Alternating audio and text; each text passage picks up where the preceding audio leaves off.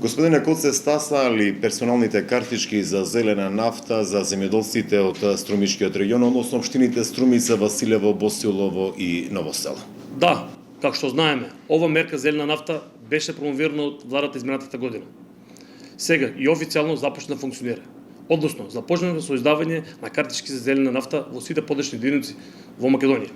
Станува збор за мерка која е во голема корист на земјоделците, за намалување на земјоделските трошоци, со што ќе се добијат конкурентно земјоделско производство. Ова мерка и то како ќе им биде во корист на земјоделците во периодот кој што доаѓа, за привршување на градарски култури, како и за есенските сеидби. Колку земјоделски стопанства, впрочем, и кој се ќе добие субвенционирана нафта од ова владина мерка зелена нафта?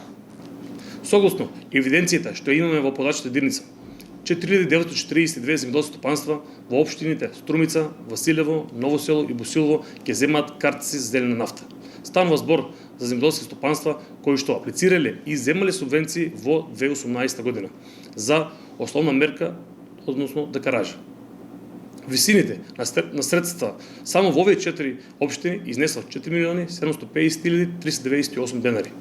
По која методологија е пресметена висината за зелената нафта, за да имаат увид земјоделците од прилика колку ќе ги следува за да добијат субвенционирана нафта? Познат е и модулот по кој се пресметува висината на надоместокот за зелената нафта. И тоа 2.500 денари по хектар за градинарство, 2.500 денари по хектар за лозарство и овощарство и 750 денари по хектар за полјоделство.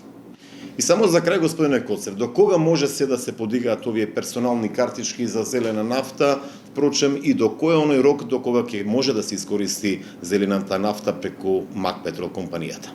Рокот за подигање, како и за искористување на ова мерка е 30 април. Односно, сите земјоделци имаат доволно време да дојдат во подрачната единица Струмица за да се ги подигнат картичките за зелена нафта. Ви благодарам.